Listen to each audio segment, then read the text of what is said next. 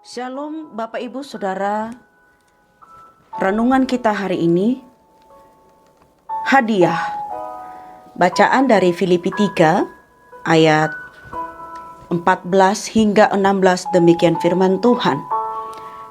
Dan berlari-lari kepada tujuan untuk memperoleh hadiah, yaitu panggilan surgawi dari Allah dalam Kristus Yesus. Karena itu, marilah kita yang sempurna berpikir demikian. Dan jikalau lain pikiranmu tentang salah satu hal itu akan dinyatakan Allah juga kepadamu. Tetapi baiklah tingkat pengertian yang telah kita capai, kita lanjutkan menurut jalan yang telah kita tempuh. Bapak Ibu Saudara, suatu ketika ada seorang anak kecil yang berulang tahun. Teman-teman sekolahnya datang dan membawakan berbagai jenis hadiah yang lucu-lucu. Tetapi ada satu teman yang datang tanpa membawa hadiah yang dibungkus seperti yang lainnya. Ia duduk paling belakang dan memperhatikan temannya yang bersuka cita merayakan ulang tahunnya.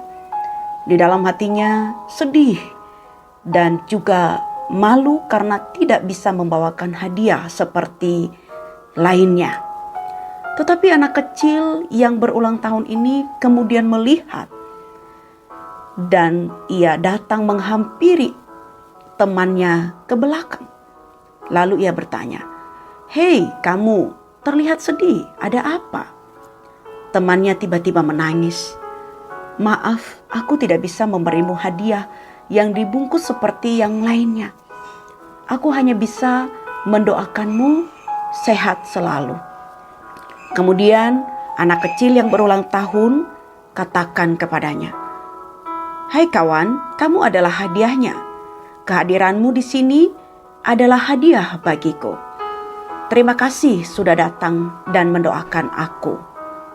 Cerita di atas merupakan gambaran bahwa setiap kita juga sebenarnya rindu atau menginginkan sebuah hadiah dari sahabat, dari teman, berupa hadiah barang atau uang atau hal lainnya, tentu membuat kita tersenyum saat mendapatkannya. Namun, pernahkah kita memikirkan hadiah yang lebih dari hadiah-hadiah dalam dunia ini? Ayat yang kita baca tadi, Paulus memiliki kerinduan untuk memperoleh hadiah, yaitu hadiah panggilan surgawi dari Allah dalam Kristus Yesus. Paulus bahkan berlari-lari pada tujuannya memperoleh hadiah itu. Artinya ada usaha keras yang harus dilakukan.